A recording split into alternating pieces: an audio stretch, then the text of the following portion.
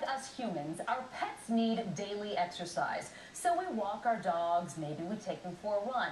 But more and more pets are getting a workout by competing in their own sports. Joining us with a little demonstration is Debbie Lang from the Dog Knowledge. The Dog Knowledge, it's a people pup fitness training club, social club. Debbie, I'm so glad you're here today. Thank you. Thank you. You say this is a fast-growing sport. And contrary to Charlotte fans who think NASCAR's the sport, agility is the fastest growing sport in the country. And it's because it's something exciting that you can do with your dog. You get a great workout, your dog gets a great workout, and it's fun.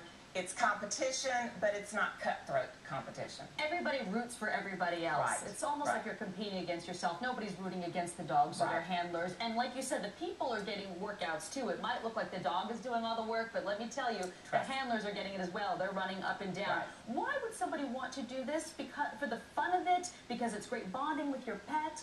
All of the above. All of the above. It is great bonding. All ages can do it. There are children doing it, 10, 12-year-old children involved, up to 85-year-old. Man may know the oldest competitor that I don't know, but and it's the agility meets are great get-togethers, and everybody's rooting for everybody. It's just a fun sport. Yeah, and Debbie's point too being that really anybody of any fitness level can do this, and all dogs can do this. You want to show us some demonstrations right now of what you work on at the Dog Knowledge. We're going to start now with Nan. That's the human being, and her dog, Risky Business, but he goes by Biz because he's cool like that. Biz and Nan are going to do their thing. What are they going to show us? They're going to show us a weave. And this floor is a little bit slippery, so we found a mat, and but. Well, then he'd really be like his namesake if he were sliding on the floor. Right. Business. We could have done it that way. But Biz is such a good boy. But in addition to the weaves, there's teeter-totters, there's tire jumps, there's hurdles. There's walks that they have to go across. There's about 20 different obstacles that they learn. Right, in a competition, you'd see a whole lot more of this. Thank you so much, Biz and Nan. If we can get our next people in place quickly so that we can show off our next demonstration. What is the next thing we're showing off here, Debbie? Well, one of my favorite sports that I got into recently is a sport called Schutzen. And there you go. You're welcome. And it's a three-tier sport. It involves obedience, it involves tracking, and it involves protection.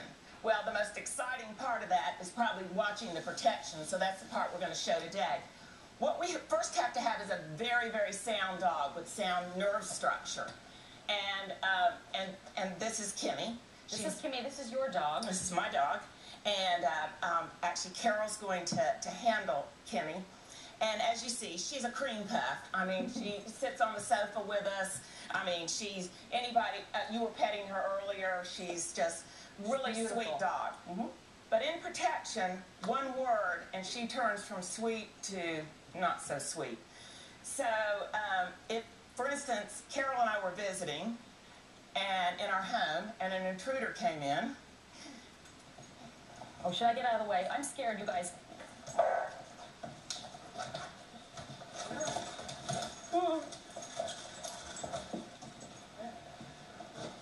Good girl, Kimmy. Good girl. Did you say your word?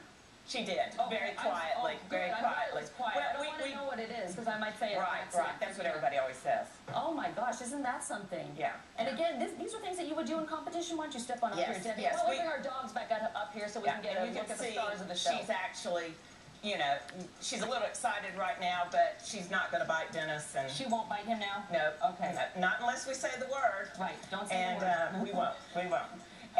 I was saying Schutzen should be the word, or what is it called again? Schutzen. Schutzen. But the actual words, most of her commands are actually in German.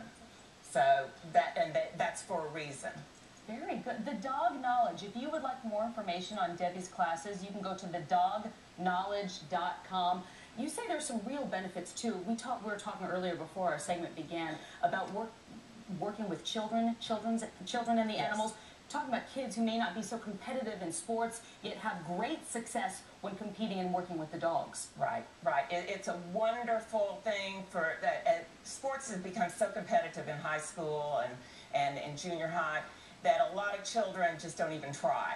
But when you're working with a dog, as I said, while it's competition, you can always blame it on the dog if you mess up. So They can take it. They can take it. They can take it.